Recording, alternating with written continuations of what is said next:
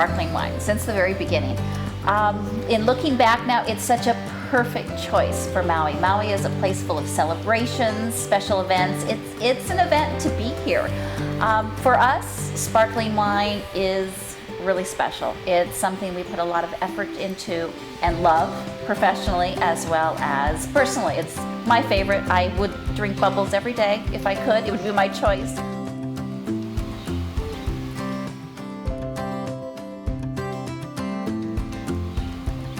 There are a lot of different ways to make sparkling wine, and none of them are wrong, but there's a particular way to do it that we subscribe to, and it is traditional. It's the oldest way to make sparkling wine. It's how the product was invented or discovered.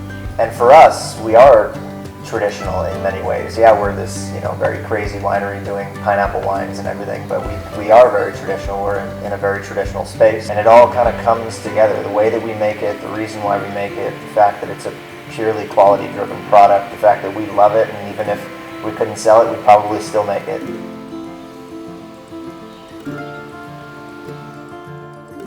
As in all winemaking, sparkling production starts with quality. You have to start with sound fruit, leading to a clean, refreshing, acidic-based wine, which we can build upon. Sparkling wine can't be sparkling wine without bubbles, so the way we get bubbles in the bottle using traditional Methode Champenoise is we bottle a yeast culture which we take about a week to make, starting with about 100,000 cells to about 60 million cells in our culture. We take a sugar mixture known as the liqueur, and then we grow from that. So we blend that in with the yeast into the tank and then bottle it for our secondary fermentation.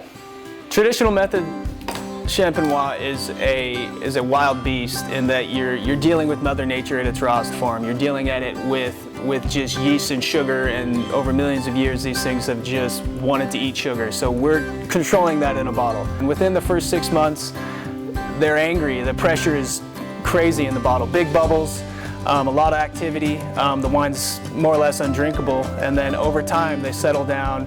With the pressure created, we get smaller and smaller bubbles. Yeast cells start to break down. We get a lot of flavor and mouthfeel from the cell walls of the yeast. And so we're monitoring it every month. We're looking, we're tasting, we're putting plates under the microscope to be able to see how the yeasts are doing and seeing where we are. Once we've decided we've reached our stylistic point, we have to get the yeast out. So we do a process called riddling. And what riddling is a slow, methodical, yet gentle sideways turning and inversion of the bottle to get the yeast all into the neck of the bottle. From there, we'll freeze the neck of the bottle to freeze the yeast, and then we disgorge. All that pressure is built up in the bottle, so we just have to pop the crown cap off, and it pushes the yeast and ice out. And then we can add our dose, which is a calculated amount of sugar, base wine, and a little bit of SO2 for stability. You can make the argument that every single bottle is in some way unique. It's its own wine because of the traditional method process. It's this vessel, this 750 milliliter vessel that has gone through a secondary fermentation all on its own. It's got its own yeast, it's got its own sugars that were eaten by the yeast, and its own pressure. Dosage is as precise as it can be, but